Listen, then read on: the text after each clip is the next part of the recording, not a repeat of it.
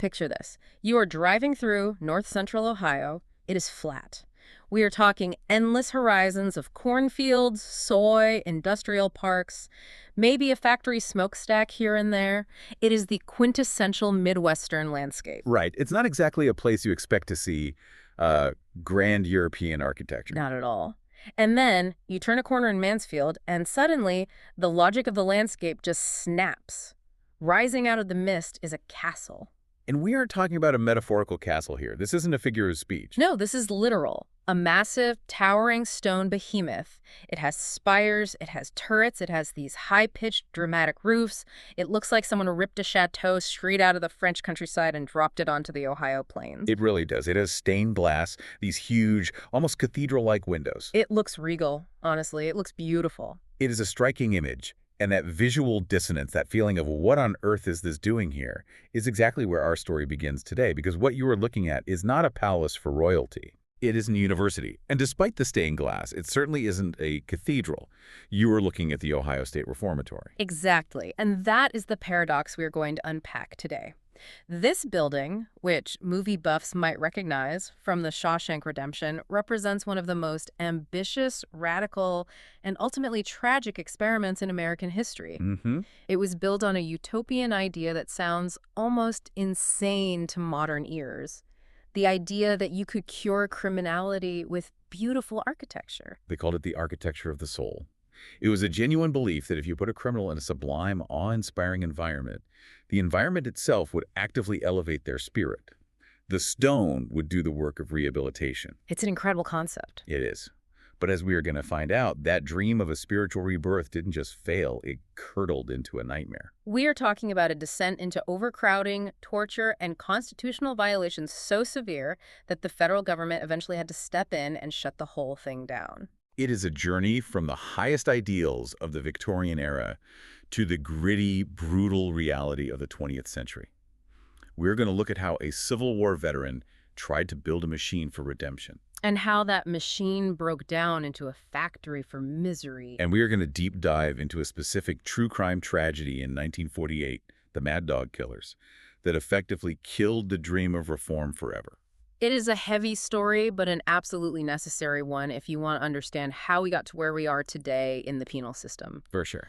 And to do this justice, we are pulling from a really fascinating stack of sources. We have architectural history dossiers, we have the original blueprints, we have inmate oral histories that are frankly terrifying. They're chilling. We also have legal court documents from the landmark Boyd v. Denton case, and of course the historical crime records. We are going to strictly focus on the history, the design, and the lived experience within those walls. That's the core of it. So let's start at the very beginning. Or rather, let's start with the mind behind the stone, the architect. Because you don't build a prison that looks like a Disney castle by accident. Who was Levi T. Scofield? To understand the building, you have to understand the man. Levi Tucker Scofield. He is often just listed as the architect. But that job title doesn't really capture his psychology. Okay. Scofield was born in 1842, and his defining life experience wasn't in a drafting room, it was on the battlefield. He was a captain in the 103rd Ohio Volunteer Infantry during the Civil War. Wow. So he's a military man, first and foremost. Deeply so. And he wasn't just a foot soldier carrying a musket, he served as a chief engineer on the staff of General Jacob Cox. That is a crucial distinction. Why is that distinction so important? What does a chief engineer do in the Civil War that's different? Well, because an engineer in the Civil War isn't just fighting, they are building. They are thinking about fortifications, they are thinking about structure, they are thinking about lines of sight and the psychological projection of power. Scofield's formative years, the years that shaped how he saw the world, were spent dealing with the logistics of control and defense. How to build something that could withstand an assault, how to build something that looked intimidating. I can see how that would translate to prison design later on. You're thinking about security, about walls, about intimidation. You're thinking about how to contain people. Exactly. But here's the twist. Scofield wasn't just a grim military engineer. Later in his life, he became a huge proponent of the City Beautiful movement, particularly in Cleveland. Okay, let's unpack that. What is the City Beautiful movement? I've heard the term, but what's the philosophy behind it? It was a philosophy in architecture and urban planning that argued monumental classical beauty could actually instill civic virtue. So, a pretty city makes pretty citizens. That's the gist of it, yeah. Yeah. The idea was that if you build grand, orderly, beautiful buildings, think libraries, courthouses, monuments, the society around them becomes grand, orderly, and moral. It's a form of environmental determinism. Ugly streets make ugly behavior, beautiful streets make beautiful behavior. So he's mixing this rigid military discipline with this high-minded, almost artistic philosophy about the power of beauty. Precisely. It's a fascinating contradiction if you look at his other famous work, the Soldiers and Sailors Monument in Cleveland Public Square.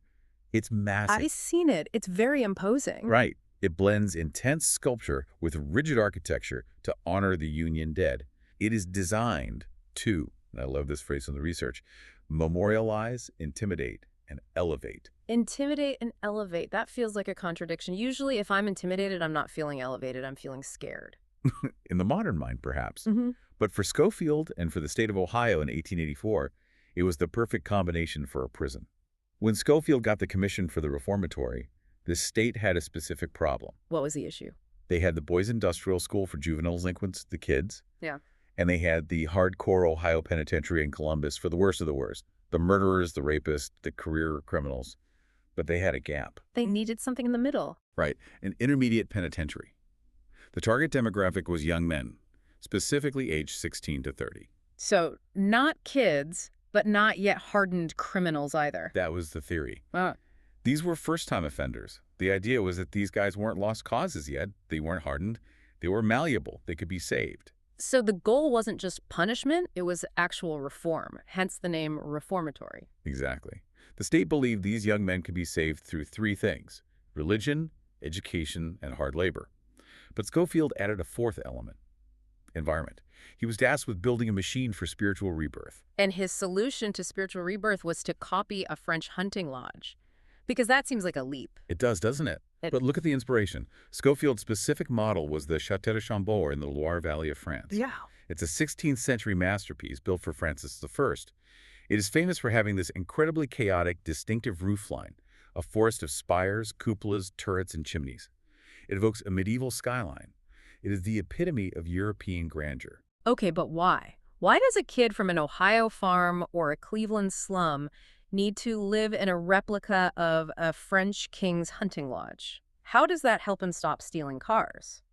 That is the core of the architecture of the soul. Scofield believed that most of these inmates came from squalor. They came from the smoke-choked industrial slums of Cleveland or Cincinnati, or from dirt-poor farms. Right, environments that were seen as corrupting. Exactly. He believed their environment had corrupted them. So the logic went, if you took those men and surrounded them with sublime surroundings, architecture charged with culture, refinement, and history, their aspirations would be, quite literally, lifted to a higher spiritual plane. So the building is an active participant in the therapy. It's not just a box to hold them. It's part of the cure. Yes. It wasn't just a container. It was the treatment. And Scofield didn't just stick to one style to achieve this. He used a hybrid style that blended three distinct architectural languages to manipulate the inmate psyche. Okay, that's fascinating. It's actually quite brilliant in a terrifying psychological warfare kind of way. Let's break those down. What are the three styles, and what were they supposed to do to the inmate's brain? The first style is Victorian Gothic. You see this most clearly in the pointed arches and the vertical emphasis of the facade. Think of the great cathedrals of Europe. What does a pointed arch do to your eye when you look at it? It draws it up. You look towards the point. Exactly. It directs the gaze upward toward the heavens. The message to the inmate is explicit. The state is an agent of divine will. You are here to be saved. Redemption is possible. But you have to look up. You have to seek penance from God. It's architectural preaching. It is. It's using stone and glass to say, look towards salvation. Okay, so that's the elevate part. That's the carrot. What about the stick? That comes from the second style, Richardsonian Romanesque. This was a style popularized by the architect H.H. Richardson.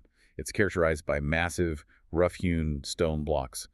In architecture, we call this rustication. Rustication, so like rustic, roughs. Yes, exactly. It involves heavy rounded arches and deep-set windows. Scofield used this primarily at the base of the building, the foundation and the first floor. It sounds heavy. Just hearing you describe it, I feel the weight of it. It is incredibly heavy. It provides a sense of permanence and gravity. The message here is, the law is heavy. The law is permanent, and you cannot break it. It grounds the building, making it feel impenetrable. So if the Gothic arches say, look up to God. The Romanesque stones say, "Fear the state." It's that perfect blend of intimidation and elevation we talked about earlier. And the third style, you said there were three. The third is Queen Anne. This is a bit more surprising. You see this in the administration wing and the warden's living quarters, the parts facing the public road. Queen Anne, that's more like houses, right? With the porches and the turrets? Yes, it adds a domestic, almost residential quality. It features asymmetry, decorative touches, porches.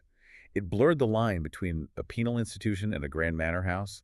It presented a civilized face to the outside world. So you have the church, the fortress, and the manor house all mashed into one complex. Creating what has been described by historians as a Dracula's castle aesthetic.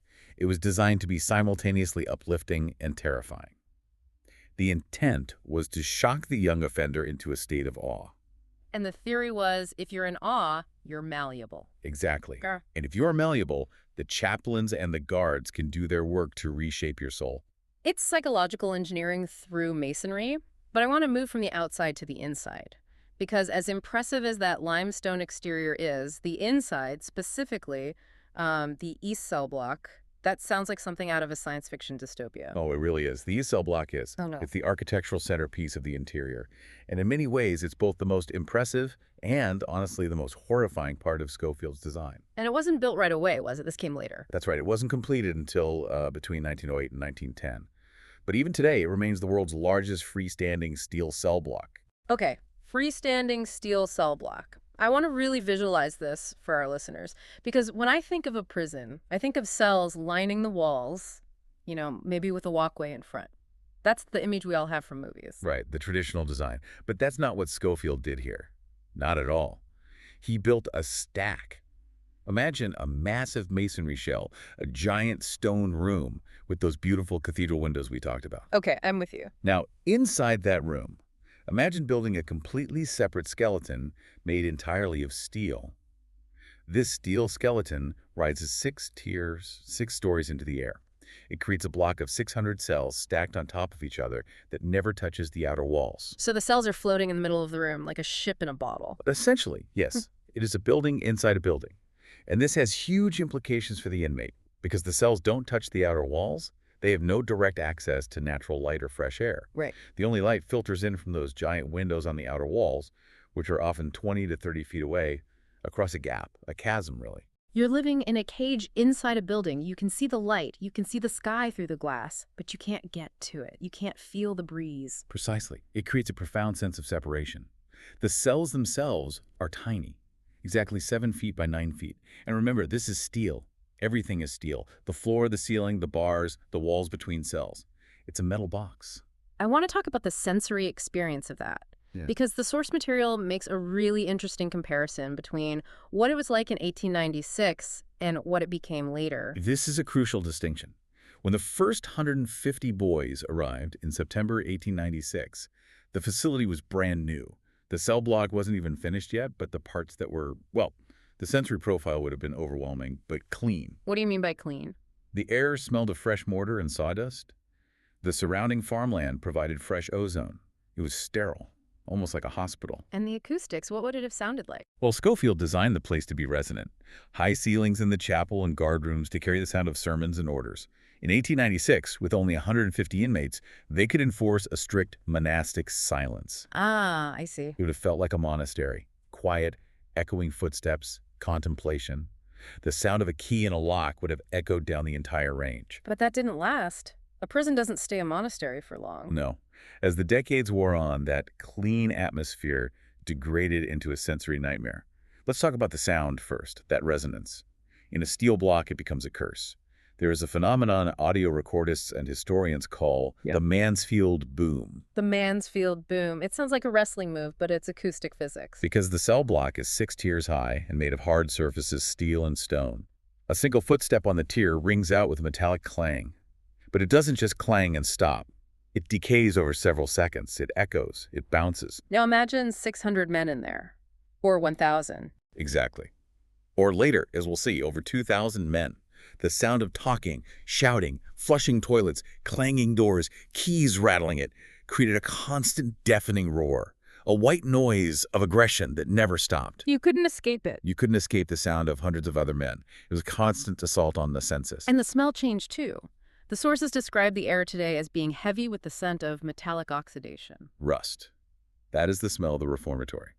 Rust, decaying lead-based paint, and the damp, earthy rot from the lower levels. It became a dead zone. The stone retains the cold of winter well into June. It's a complete inversion of the sublime environment Scofield intended. Completely. Instead of lifting you up, the environment started pressing down on you, physically and psychologically. This brings us to the reality check. Because Scofield had this beautiful theory, but the reality of running a prison in the 20th century completely crushed it. Let's talk about the collapse of the ideal. What actually happened when the system got stressed? It collapsed almost immediately, primarily due to demographics. The design capacity was 1,200 men. Okay, and crucially, Scofield insisted on single occupancy cells. One man, one cell. He wanted single occupancy to encourage reflection. Monastic contemplation. You sit in your cell, you read your Bible, you think about your choices. But the courts kept sending people. The world didn't stop producing criminals just because Scofield ran out of beds. Exactly. By the mid-20th century, the population had swelled to over 2,400. They were double bunking in 7-by-9-foot cells. Double bunking in a 63-square-foot cell. Just picture that space again, 7-by-9. Put 2 bunks, a toilet, and 2 grown men in there. You can barely turn around without bumping into your cellmate. There's no privacy, no quiet, no contemplation. It's the opposite of the monastic ideal. It's a recipe for conflict. And the classification system failed too. Remember, this was supposed to be an intermediate penitentiary for nonviolent first-time offenders, but the Ohio penal system was so overcrowded that they started using Mansfield as a warehouse. They had nowhere else to put the overflow from the Ohio Penitentiary in Columbus. So they sent violent criminals, murderers, rapists, career thieves. All of them. So you have first-time offenders, kids, who maybe stole a bike or got into a bar fight, mixed in with violent, hardened criminals. So the School of Reformation became a school of crime. Absolutely. Young kids were learning the trade from recidivists. The architecture couldn't save them from the peer pressure of the yard. The beautiful building became irrelevant. And physically, the building started to turn against the inmates. We talked about the steel stack, but there's a specific term in the research: thermal failure. The chimney effect. This is basic physics that Scofield either ignored or underestimated. Heat rises. Right. In an open 6-tier cell block, all the body heat, all the humidity, and all the ambient heat rises to the top. And Ohio summers are not mild. It gets humid. It gets incredibly humid. On the 6th tier, the top tier, temperatures would frequently exceed 100 degrees Fahrenheit. There was no air conditioning. Just stagnant, hot air. Right. Inmates would strip down to their underwear and press their faces against the bars, gasping for whatever stagnant air drifted in from those distant windows. Meanwhile, the bottom tier is a different world. Damp and cold. The stone base would stay cool, almost freezing, well into the summer months. It created a microclimate of misery. If you were on the bottom, you were freezing and damp. If you were on the top, you were baking alive. So your punishment could literally depend on which cell you were assigned. In a way, yes. And then there was the plumbing. The pipe chase. The pipe chase is the narrow utility alley running behind the backs of the cells down the center of the stack. As the pipes aged, they corroded, they leaked. By the 1970s, these alleys were breeding grounds for black mold. And where there is moisture and waste, There are pests. the roach detail in the oral histories it stays with you. I wish I hadn't read it, to be honest. It is horrific, but it paints the picture perfectly. The infestation was so bad that men would wear pantyhose or hairnets over their heads while they slept. Not for fashion. Not for fashion, but to prevent cockroaches from crawling into their ears and noses while they slept. Oh, that's horrifying. Former inmates talk about the crunch of roaches underfoot being just a part of the soundscape, like the clanging of the doors. It was just a constant reality. It's unbelievable degradation. But the prison administration had a way to manage this population right. They used a carrot and stick approach, a binary system. Heaven and hell. That's how the inmates saw it. Heaven was the honor farm. Okay. This was the last vestige of Scofield's agrarian ideal. It was located just outside the walls. Trustees, inmates who earned trust through good behavior, lived in dormitories, not cells. They grew crops, raised cattle and hogs. So they were outside. Fresh air, sunlight. Fresh air, sunlight, better food, more freedom of movement. They weren't in the cage. It was comparative paradise. If I'm an inmate, I am doing everything possible to get to the honor farm. It was the ultimate goal. But the flip side was the hole, Solitary confinement. located in the sub-basement or isolated wings. The cells here often had solid steel doors, cutting off all light. The darkness treatment was common, 30 days in absolute blackness. 30 days. Imagine that. 30 days without seeing a photon of light. Your entire world becomes the sounds you hear and the thoughts in your own head. And then there was the 8 and 8. This is the torture method mentioned in the oral histories. Break this down for us because it sounds systematic. It was incredibly systematic. It's a specific cell, no bunk. The inmate is forced to stand for 8 hours. Then they are allowed to sleep on the bare concrete floor for 8 hours. Then forced to stand again. This cycle repeats. What does that do to a person? It destroys the circadian rhythm. It causes physical exhaustion, swelling in the legs, hallucinations. It destroys the will. It's designed to break a human being physically and mentally. It's not correction. It's destruction. And violence was rampant in the hole, too. Unmonitored violence. Guards doing cell extractions, which were often just beatings. And perhaps most disturbing, double celling in solitary, putting two aggressive, mentally unstable men in a pitch-black box together. That's a death sentence. It often was. There is a record of one inmate strangling his cellmate and stuffing the body under the bunk, and the guards didn't know until the next shift check because it was so dark. So we have this environment that is physically crushing, infested with vermin, and psychologically torturous. And yet, the turning point for the prison, the moment the public really turned against it, wasn't about the conditions inside. It was about something that happened outside. The Mad Dog Killers. This is the narrative fulcrum of the prison's history. It happened in 1948. This event is what effectively killed the architecture of the soul philosophy. This is module 3 of our deep dive. This story it's tragic, but it also perfectly illustrates the failure of the system. Who were these guys? Robert Daniels and John West. They are a classic, almost archetypal duo of criminals. Robert Daniels was 24. He was described as stocky, thick-lipped, and possessing a psychopathic impulsiveness. He was the leader. He was the leader, the muscle, the driving force. And what? John West was 22, described as tuberculous, bespectacled, and using the clinical term of the time, moronic, meaning low intelligence. He was the follower. He was easily manipulated. He did what Daniels told him to do. Now, here is the kicker. They didn't break out of the prison, did they? They didn't scale the walls or dig a tunnel. No, and that is the crucial detail. They were parolees. Parolees. Daniels had been released for good behavior. The system, Scofield's architecture of the soul, had stamped them as cured. They were the success stories. The board looked at Daniels and said, this man is ready to rejoin society.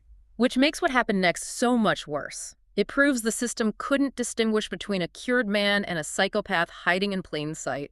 July 1948, they get out. They immediately reunite. They steal a 1947 Pontiac. They get automatic pistols. And they start a rampage. Just a classic crime spree. A classic crime spree. They rob a tavern in Columbus, then another. They kill a bar owner. But they aren't running away to Mexico. They're heading back to Mansfield. Why go back to the prison? That seems like the last place you'd want to go. Revenge. Pure and simple. While they were inside, they developed a hatred for a specific guard named Willis Red Harris. They claimed he abused them. They wanted to kill him. So they go to the prison grounds looking for this guard. They do. They arrive at the home of John E. Niebel. He was the farm superintendent. He lived on the prison grounds near the Honor Farm. And Niebel is the guy who runs the trustee system. He's the guy who decides who gets to go to heaven. He's a believer in the system. Exactly. He is the embodiment of the reform ideal. It's 1:30 in the morning. Daniels rings the doorbell. He politely asks to use the telephone. Niebel opens the door. Why? Why open the door at 1:30 a.m.? Because he trusted the system. He likely recognized Daniels as a former inmate, or perhaps he just thought it was a trustee needing help. He lived in the honor zone. He opened the door because he believed in the reformatory ideal. That act of kindness sealed his fate. Once they are inside, Daniels pulls the gun. This is a stick-up. They drag Niebel, his wife Nolina, and their 20-year-old daughter Phyllis out of bed. they want the address of Red Harris. Niebel either refuses or doesn't know. He can't give them what they want. Enraged, the killers decide they can't leave witnesses. They force the family into the car and drive them out to a cornfield off Fleming Falls Road. This is the part of the story that is just heartbreaking. It plays out like a nightmare. It is an execution. They force the family to strip naked. They make them kneel in the dirt in the middle of the corn. Just absolute terror and humiliation. John West shoots Nowina Niebel in the stomach, but his gun jams. It malfunctions. A moment of hope. A chance for them to get away. No. Daniel steps in. He finishes the job. He shoots Nolina in the head, then John Nebel, then Phyllis. He executes the entire family, one by one. And Daniels had a quote about this later, didn't he, when he was caught? Yes. It's chilling. He told the press, "I just wanted red. I'm sorry the wife and daughter had to die. There was no rope." There was no rope. Implying that if he had rope, he would have just tied them up. But since he didn't, he felt he had to kill them. It shows the utter lack of empathy, the psychopathy. He viewed killing a family as a logistical solution to a lack of rope. Unbelievable. They were eventually caught. How did that happen? It ended in a shootout in Van Wert, Ohio. They hijacked a transport truck hauling Studebakers. A sheriff climbed onto the rig. Daniels, the tough guy, surrendered immediately, whimpering, "Don't shoot!" Of course. But West, the follower, actually decided to fight. He shot an officer, and the officer returned fire with a Tommy gun, killing West instantly. And Daniels? Sent to the electric chair. Old Sparky at the Ohio Penitentiary, executed in January 1949. But the damage to the reformatory was done. You can execute the killer, but you can't undo the damage to the institution's reputation. Completely. The Nebel murders destroyed the psychological foundation of the OSR.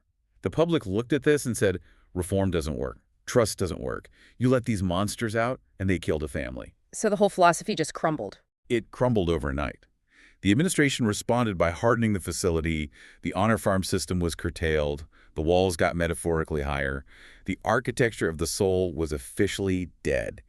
The architecture of the cage had taken over. So from 1948 onwards, it's just a warehouse, a rotting, overcrowding warehouse. And this went on for decades, the 50s, 60s, 70s, until the law finally caught up with it. Enter Boyd v. Videnten. This is the lawsuit that finally killed the beast. Filed in 1978 by a group of inmates. It wasn't just a complaint. It was a class action lawsuit alleging that the conditions at OSR violated the Eighth Amendment. Cruel and unusual punishment. The evidence presented to Judge Frank Battisti was overwhelming. A litany of horrors. That was the phrase used in the legal documents. What were the key arguments? What finally convinced a judge to say enough? First and foremost, the double celling. We talked about those 7 by 9 foot cells, 63 square feet, put 2 grown men in there. That's roughly 30 square feet of living space per person. The lawsuit actually made a comparison, didn't it? A comparison that really stuck. They did. They compared it to the size of a large dog kennel. The legal team argued that the state of Ohio had stricter regulations for the size of a cage for a golden retriever than they did for the living space of a human being at OSR. Wow. They argued that we treat our pets better than we treat these men. That is a devastating argument. And it wasn't just space. It was medical neglect. Inmates with severe mental illness were being thrown into the hole instead of treated. It was racial segregation. Evidence showed de facto segregation in job allocations. And it was the physical collapse of the building. All the stuff we talked about, the leaks, the rust. Falling debris, leaking sewage, the inability to maintain basic hygiene. The building itself was argued to be a form of punishment. So what was the verdict? In 1983, Judge Battisti signed a consent decree. This is a federal order. It mandated the prohibition of overcrowding. It required recreation time. But most importantly, it mandated the closure of the facility. The judge essentially said, this building cannot be fixed. It is unfit for human habitation. It took a while to actually close, though. Delays in building the replacement facility next door meant OSR didn't officially close its doors until December 31st, 1990. But the legal ruling was the death knell. It was the official recognition that Scofield's dream had become a constitutional nightmare. So we've tracked this arc. It starts in the 1880s with a Civil War veteran dreaming of a castle that saves souls. A truly utopian vision. It moves through the grim reality of the 20th century. The rust, the roaches, the heat. It hits a breaking point with the Mad Dog reality check in 1948, proving that good behavior can be a mask. And it ends in a federal courtroom in 1978, declaring the whole thing inhumane. It is a tragic arc. And it brings us back to that central question. Scofield thought high ceilings made better men. He thought architecture could cure. But the reality seems to be that overcrowding and neglect are stronger forces than architecture. The system broke the building. The environment matters, yes. But a building is only as good as the system that runs it. Right. You can build a palace, but if you stuff it with twice as many people as it can hold, and you let the pipes rot, and you strip away the humanity, the stone doesn't matter. The rustication doesn't matter. It just becomes a stronger cage. It's a sobering thought. We look at OSR today. People go there for tours, for Halloween haunted houses, and we see a beautiful ruin.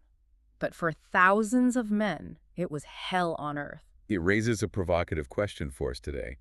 If Scofield's architecture of the soul failed so spectacularly because of overcrowding and systemic neglect, what does that say about our current systems? That's a good question. We don't build castles anymore, we build concrete boxes.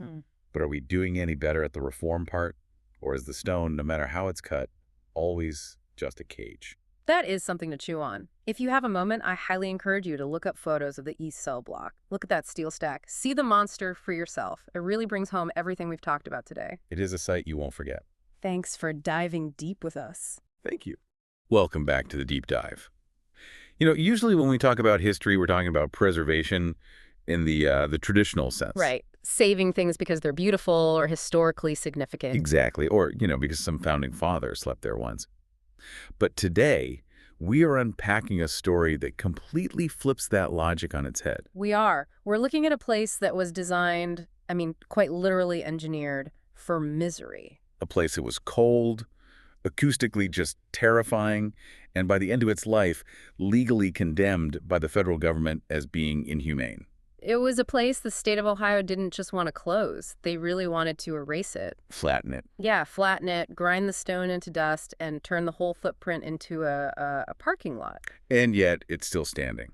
But here is the massive irony, and this is really the hook for today's deep dive. It's a great one. This place was saved from the wrecking ball by two things that seem completely unrelated to corrections or justice. It was saved by a fictional movie about hope. And a reputation for being haunted. It's an unbelievable combination. It really is. It creates one of the strangest pivots in architectural history. We are, of course, talking about the Ohio State Reformatory in Mansfield. OSR. OSR. But, and I want to be really clear about this right off the bat, we aren't going to spend our time today reciting the timeline of its prime as a prison in the early 1900s. No, we're looking at its afterlife. That's the perfect word for it. We're looking at the post-1990 history, the zombie years, if you will. Exactly. The years where the building stopped housing inmates and started housing, tourists, film crews, and, if you believe the folklore spirits. So our mission today is to explore how the Shawshank Redemption literally stopped the demolition trucks. And then how this crumbling stone castle pivoted from corrections to paranormal tourism. And we're going to get very specific granular, actually, about the sensory experience of walking into that East Cell block today. Because it's not just about looking at a movie set. It's about understanding how a building, and Morgan Freeman said this best, soaks up pain. And how that pain is eventually repackaged to, pay the electric bill. Which is a sentence I never thought I'd say, but here we are. Here we are. So let's start with the near-death experience. And I don't mean a ghost story yet. I mean the building itself, almost dying. What was the actual situation on the ground in 1990? Well, it was dire. You have to understand the legal context here. This wasn't just an old building getting retired because it was, drafty. This was a federal order. A federal order. Right.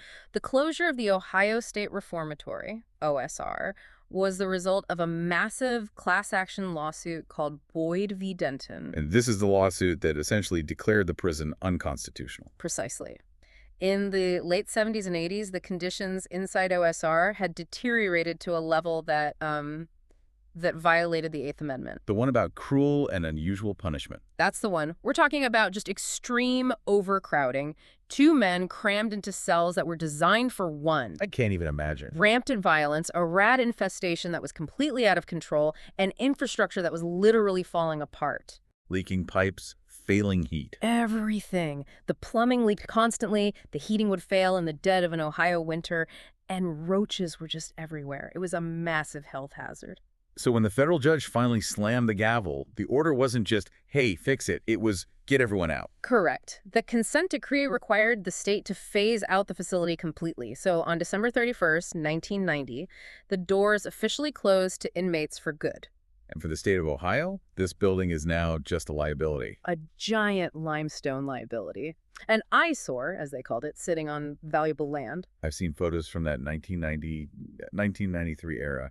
It really does look like a haunted castle that was just dropped into the middle of Ohio farmland. It's so imposing. It's Richardsonian Romanesque architecture. It was designed by an architect named Levi Scofield back in the 1880s to look intimidating on purpose. He wanted to scare people straight with the building itself. Exactly. He wanted to scare the evil out of the men using spiritual spiritual architecture. But by 1993, that intimidation factor just looked like a pile of very expensive rubble. And the plan was simple. Demolition. They were going to flatten the entire complex to expand the parking lot and create a buffer zone for the new facility, the Mansfield Correctional Institution, which they had built right next door. Just imagine that. One of the most striking pieces of architecture in the Midwest and its destiny was to become pavement. The wrecking balls were literally scheduled. The contracts were being drawn up. The state had already started auctioning off equipment like desks and file cabinets. They were cleaning house. But then, just weeks, and I mean literally weeks, before the demolition was set to begin, the entire narrative shifted. And in walks Hollywood. Exactly. Location scouts for a director named Frank Darabont were scouring the country. They needed a prison, but not just any prison. They needed something timeless. That was the key word. They were adapting a Stephen King novella, right? Rita Hayworth and Shawshank Redemption. Yes, and that story starts in the late 1940s, so they couldn't use a modern, concrete block prison. They needed stone, they needed bars, they needed that Gothic, oppressive atmosphere. So they find OSR. And it was perfect because it was dying, it was empty, it was decaying, and it had that, Dracula's castle aesthetic they were looking for. So the movie crew shows up, and suddenly the wrecking ball is just put on pause. Is it just because they paid a fee? Well, the fee was part of it, for sure, but the real leverage was the local economy. A major motion picture is like a traveling army. They bring in hundreds of people, they need hotels, they need catering, they need lumber for sets. Right, they hired a bunch of locals as extras, too. They did. The Mansfield economy got this massive, sudden injection of cash right when it needed it. And nothing speaks louder to a state government than a good economic impact report. Exactly that. That economic boom convinced the state to issue a stay of execution. The logic was, okay, let's let them finish the movie before we knock it down. And that movie, of course, became The Shawshank Redemption, which, funny enough, wasn't a huge box office hit immediately, was it? No, not at all. It was actually a box office disappointment. It opened against Pulp Fiction and Forrest Gump. Oh, wow. Talk about stiff competition. It got crushed. But, as we all know, it gained this massive cult status later on, mostly through cable TV and VHS rentals. A true slow burn. For sure. However, back in 1994, when filming wrapped, the state was ready to resume the demolition. Okay, thanks for the movie. Now bring in the bulldozers. That was basically the attitude, and they actually did demolish significant portions of the outer walls and some of the support buildings. Is that why the wall doesn't go all the way around today? That's exactly why. You can see where they started knocking it down. But then, a group of locals stepped in. This is the Mansfield Reformatory Preservation Society. Correct. Formed in 1995. They looked at this building, and they saw what the state couldn't. They saw potential, they saw history, and they made a deal that sounds like something out of a fairy tale. Or maybe a scam, depending on your view of real estate. That too. This is the famous dollar store purchase. They bought the massive stone castle, the East Cell block, the administration wing, the whole remaining structure from the state of Ohio. For exactly $1. $1. I can't even buy a vending machine coffee for $1 anymore. And they bought a 250,000 square foot prison. But, and this is the crucial economic lesson here, the price tag was completely deceptive. In real estate, there's an asset and then there's a liability. And OSR was a massive liability. A massive one. Because if a wall falls on someone, the state does not want to be the one getting sued. So that was the catch. That was the catch, the liability of restoration. The state effectively said, sure, you can have it. But if the roof collapses, or if the lead paint poisons someone, or if the heating system explodes, that is your problem, not ours. So they didn't buy a castle, they bought a ruin. They bought a crumbling ruin that required millions of dollars in stabilization just to keep it from falling down on itself. Wow. The roof alone was a multi-million-dollar project. They had to replace the whole thing. So that $1 purchase price was basically just the down payment on a lifetime of debt and endless maintenance. Precisely. And that financial reality is what drives everything else we are going to talk about today. Because when you own a stone leviathan that is actively falling apart, you need revenue. You can't just run a bake sale for that. No, you need an industrial-scale revenue stream. You need tourism. And specifically, you need to pivot to what sells. And what sells at OSR are two things: the movie and the ghosts. The perfect storm.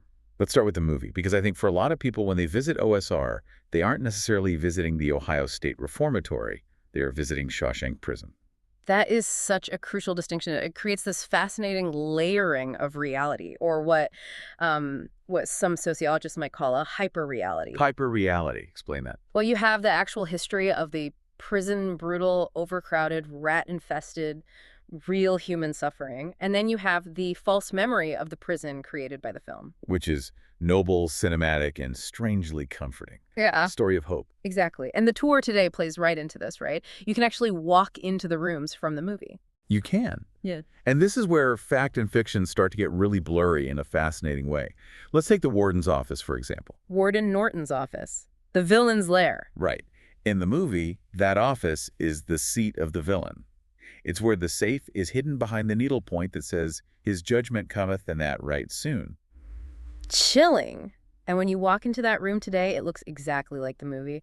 The heavy oak paneling, the windows overlooking the courtyard. But that wasn't a set they built on a soundstage somewhere. No, not at all. That was the actual office of the real-life warden, Arthur Glatke, and all of his predecessors. Get out. That oak paneling is authentic. That was the true seat of power for the institution for decades.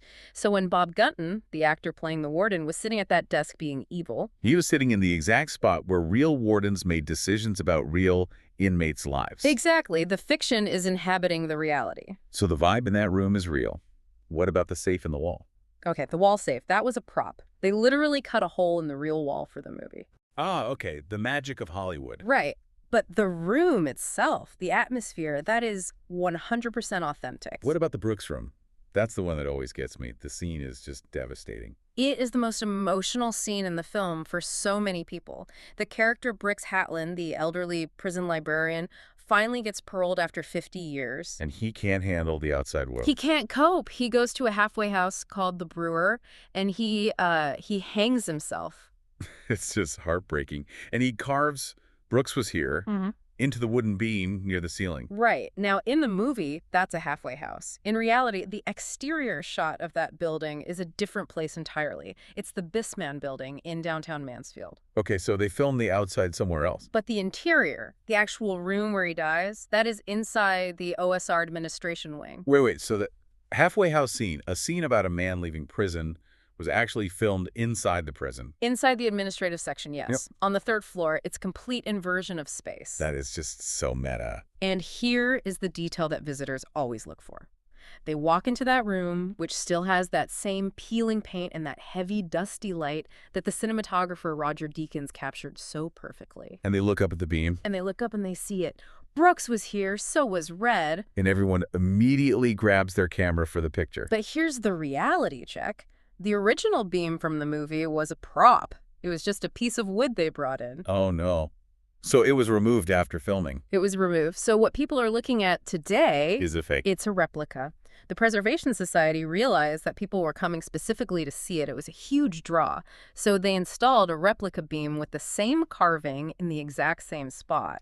So let's get this straight. You are standing in a real prison, Yes. looking at a replica of a carving Right. made by a fictional character Yes. in a room that was pretending to be a halfway house. Layers of unreality. It is a replica of a fiction inside a real prison. Yeah. But here's the thing, and this is important. For the visitor, the emotion is real. That's true. That room feels sad, it feels heavy. And that brings us to the actual atmosphere of the place. Because even if the beam is fake, the walls are not. And the actors felt that way, didn't they? This wasn't just, cool set design for them. Not at all. You have to remember, when they were filming in 1993, the prison had only been closed for about 3 years. So it wasn't sanitized yet. It hadn't been turned into a tourist attraction. No, it still smelled like a prison. It still had the filth of a prison. The grime was real. And Morgan Freeman had some really strong thoughts on this. He did. He was quoted as saying the building had a terrible energy. He believed that walls like that soak up the pain of the people who live there. Soak up the pain. That is such a powerful image. Like the stone is a battery that's been charging up on misery for 100 years. And Tim Robbins, who played Andy Dufresne, he took it a step further. To prepare for his role, he actually spent time in solitary confinement. He locked himself in the hole. Voluntarily. He did. Inside the real OSR solitary wing, he described the silence as soul-crushing. I believe it. He said the environment was inherently depressing. And he wasn't just talking about ghosts or vibes or energy. He was talking about the physical conditions. Right, because we mentioned the Boyd v. Denton lawsuit earlier. The place was literally hazardous to your health. And the film crew had to deal with that head on. They were working in a building with peeling lead paint dust, with asbestos, with mold. And it was freezing. It was freezing cold because the massive coal boilers had been shut down years before. So when you see the actors shivering in the movie or looking genuinely miserable, It's not entirely acting. They were inhabiting a space that was chemically and architecturally designed to be hostile to human comfort. which is just so ironic because now thousands of people pay money every year to go experience that exact same hostility. And that is the pivot. We go from the Hollywood savior to the paranormal pivot. The business of ghosts. Let's be blunt about the business model here. The Mansfield Reformatory Preservation Society is a nonprofit. They have to keep the roof from caving in. And as we said, that costs millions. Restoration of a building that size costs a staggering amount of money. The movie tours bring in the daylight crowd, the families, the film buffs. But the real money, The After Dark money. the lights on the bills money, that comes from the ghost hunters. The people who come looking for the things that go bump in the night. The OSR is consistently ranked as one of the most haunted locations in the United States. And the Preservation Society, really out of necessity, actively cultivates this reputation. It's a brand. It's a brand. It is a thriving business built on the monetization of tragedy. Monetization of tragedy. That sounds a little cynical, but I guess it's the reality of the situation. You can't fix a slate roof with good intentions. It is the reality of preservation in America today. You use the folklore to save the history. So let's get into that folklore. At OSR, it seems to be anchored by two very different types of stories. It is. You have the human ghosts, and then you have the darker entities. Let's start with the human ghosts, the tragedy of the Glad case. This seems to be the most famous story there. This is the story that really gives the administration wing its haunted reputation. We talked about Warden Arthur Glatt-Key earlier, the guy whose office was used in Shawshank. Right, the real warden from the 50s. Well, his wife, Helen Glatt-Key, lived with him in the warden's quarters. The prison had this massive residential wing for the warden and his family. It was basically a mansion attached to a jail. It really was. Which is wild to think about, raising your kids next to 2,000 felons. It's a different time, for sure. It was part of the job. But in November of 1950, a terrible accident happened. Okay. Helen was getting ready for church one morning. She went into her dressing room and reached up to a high shelf in the closet to get a jewelry box. Hidden on that shelf, for protection, was a loaded handgun. Oh boy. I see where this is going. When she rummaged for the box, she accidentally knocked the gun off the shelf. It hit the floor, it discharged, and the bullet struck her in the left lung. That is just an incredibly tragic freak accident. Awful. She died 3 days later in the hospital. Now, that is the historical account. It was officially ruled an accident. The family was devastated.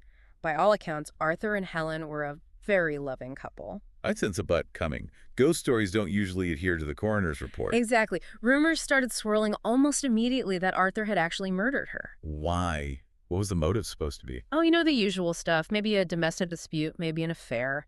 The rumor mill said he shot her and then used his political influence as warden to cover it up. And that rumor became the ghost story. Precisely. Mm-hmm. Even though family members and historians vehemently deny it, that dark folklore persists. And visitors to the warden's quarters today frequently report paranormal activity. What kind of activity? The most common one is the overwhelming scent of rose perfume. Rose perfume. It was Helen's signature scent. People smell it when there are no flowers around, no air fresheners, nothing. Just a sudden, distinct wave of roses that appears and then vanishes. That's actually kind of nice. In a sad way. It is. It's considered a benevolent haunting. It's about sadness, not scariness. People also claim to hear Arthur pacing the floor in the room where she was shot. Just heavy footsteps back and forth, back and forth. Guilt. Or just grief. That's up to the listener to decide, I think. But it represents the lighter side of the haunting. It's about human loss and tragedy. But then you have the other side of the coin. The side that isn't about rose perfume. The darker spirits. This is where we move away from the fancy administration wing and into the guts of the prison. Into the solitary wing and the cells. The hole. The hole. The solitary wing at OSR is the epicenter for what paranormal investigators call negative entities. Negative meaning. Aggressive. Aggressive. Malicious even. There's a recurring figure people talk about called the Shadow Man. What's the story with that? He's described as a tall, dark, solid mass that guards the solitary cells, just a silhouette with no features. And he doesn't just pace around. No. The reports from this area are physical.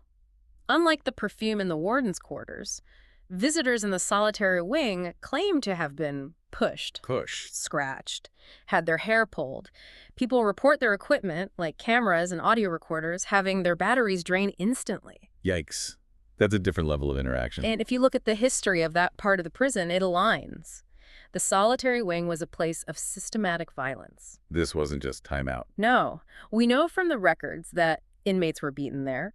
We know about a specific torture called the 8 and 8. What is 8 and 8? It was a punishment method where men were forced to stand for 8 hours straight, then allowed to sleep on the bare concrete for 8 hours, then stand again for days on end. That's brutal. It disrupts the circadian rhythms, causes extreme physical pain in the legs and back, and it's designed to break a person's will. So the theory is that the violence of the past is somehow replaying itself. Yeah. Or that the anger is still there. That is the theory. That the energy there is residual anger. It might not be the ghost of a specific person, but more like a collection of all the rage and pain that happened in that spot. Now, there's one object in the museum that seems to act as a lightning rod for this dark energy. The chair. Old Sparky. Or rather, a replica of Old Sparky. Wait, I thought OSR didn't have executions. You are 100% correct, and this is a very common misconception. Executions in Ohio were centralized. They all happened at the Ohio Penitentiary down in Columbus. So OSR was a reformatory. It wasn't death row. Exactly. No one was ever executed in the electric chair at Mansfield. But there is a chair there now. Yes. The museum houses a replica, and sometimes the real traveling chair, which is retired, is on display as part of an exhibit. And people react to it. Strongly. Even the replica seems to disturb people on a physical level. How so? Visitors report sudden nausea, dizziness, and a sense of absolute dread when they get near the exhibit. Some people have fainted. Even though it's a replica, that seems psychological. It could be. Or perhaps it's because of what it represents. The folklore suggests that the chair itself is a vessel for trauma. A vessel for trauma. The original chair killed 315 men. The symbol of the chair is so potent that it might trigger a physiological reaction in people who are sensitive to that kind of thing. It's like the placebo effect of terror. Your mind knows what it is, so your body reacts as if it's real. In a way, yes, but it adds to the overall narrative that this building is a container for death, even death that didn't technically happen on the premises. It validates the feeling of the place. So we have the movie, we have the ghosts. But I want to pivot to something we promised at the beginning of the dive. The sensory experience. Exactly, because you can look at photos of OSR online all day, but that doesn't tell you what it feels like to be there. It doesn't tell you what it sounds like. We need to talk about the audioscape, the sound of the prison. You've got a glossary of terms and sounds for us, right? A kind of immersion guide. I do. To really understand the OSR, you have to speak the language, and you have to hear the building. Okay, let's start with the language. If I was a fish arriving in 1950, what words would I need to know to survive? Well, first of all, you are a fish. That's the most important term. It means you're a new inmate. Vulnerable, uninitiated. Fresh off the bus, the lowest on the totem pole. Okay, I'm a fish. What am I watching out for? You are watching out for screws. That's the derogatory slang for the guards. You'd hear someone whisper, "The screw is coming down the range." Got it. Screws. And if I want to send a message to my buddy in another cell block? You'd send a kite. A kite, like with a string. Exactly. A note on a string. You literally fly it from one cell to another, swinging it until the guy next door can grab it. It was low-tech texting. I love that. Okay, what if things go south? You might need a shank. A homemade weapon. Yeah, usually made from a spoon handle or a piece of metal scrap that's been sharpened on the concrete floor. And where would you hide that shank from the screws? In the pipe chase. The pipe chase. We mentioned that earlier regarding the plumbing leaks. It's the narrow utility alley that runs behind all the cells. It's dark, it's wet, it's full of rats, but it's the perfect place to hide contraband because the guards hated going in there. Okay, so I've got my lingo. I'm a fish with a shank hidden in the pipe chase. Now let's close our eyes.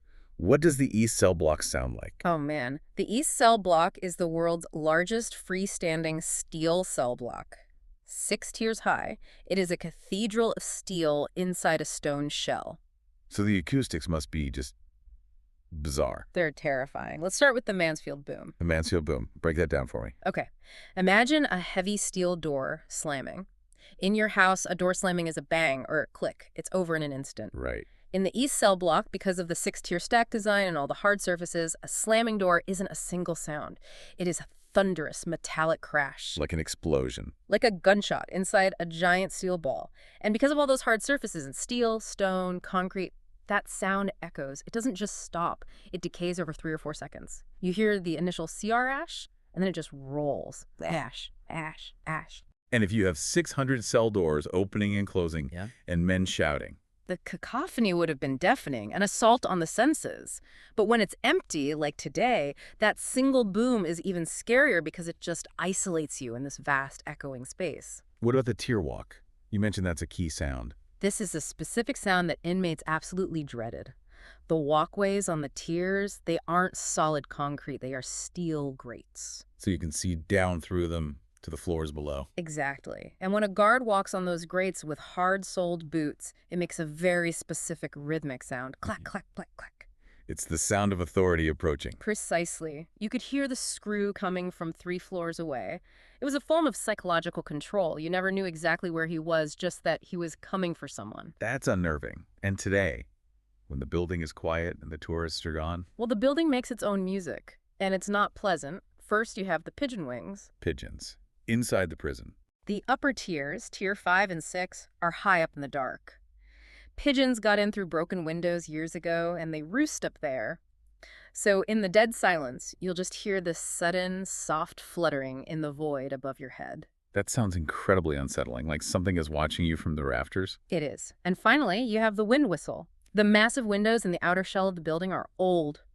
Many are broken or have gaps in the frames. So the wind gets in. When the wind whips across the Ohio plains, it gets trapped in the gap between the outer windows and the inner cell block. And it turns the prison into a giant creepy flute. A giant, discordant, out-of-tune flute. It moans, it whistles. It's this low, mournful sound that permeates the whole structure. It honestly sounds like the building is crying. Wow. So you have the metallic crash of the boom, the clacking boots, the fluttering wings in the dark, and the moaning wind. It's a horror movie soundtrack without any editing at all. It is the natural sound of abandonment and decay. You know, we've covered so much ground here. We've gone from a condemned building, scheduled to be a parking lot, to a movie set for an iconic film. To a major destination for paranormal tourism. It really is a remarkable journey for a building. And it brings us right back to that final irony I mentioned at the start of our deep dive. The irony of value. Right, this building was condemned, legally condemned by the government, for being inhumane. It was too cold, it was too loud, it was too depressing. It was ruled unfit for humans to live in. And now people pay good money specifically to experience the cold, to hear the scary noises, to feel that inhumane atmosphere. We have turned the documented suffering of the past into the entertainment of the present. Which raises a really tough question, doesn't it? And it's a question with no easy answer. It is. And I think this is what the listener should really chew on after this. Does turning a place of such profound, real-world suffering, where men died, where men were tortured in solitary, into a haunted attraction or a movie set, does that disrespect the history? Is it trivializing the pain of the thousands of men who lived and died there? Or is it the only way to save the building? Because we have to be honest, without the ghost tours, without Shawshank, this place would be a parking lot. No question. And if it were a parking lot, we wouldn't be talking about the history at all. The lessons, the architecture, the stories, they would be completely erased. So maybe the kitsch, maybe the ghost stories, maybe the movie props. Yeah. Maybe that's the necessary price of admission for memory. It keeps the lights on, and more importantly, it keeps the walls standing. That is a very heavy thought to end on. But this is the deep dive after all. Indeed it is. Thank you for joining us on this tour of the afterlife of the Ohio State Reformatory. Stay curious, stay questioning, and we will see you in the next deep dive. Goodbye, everyone.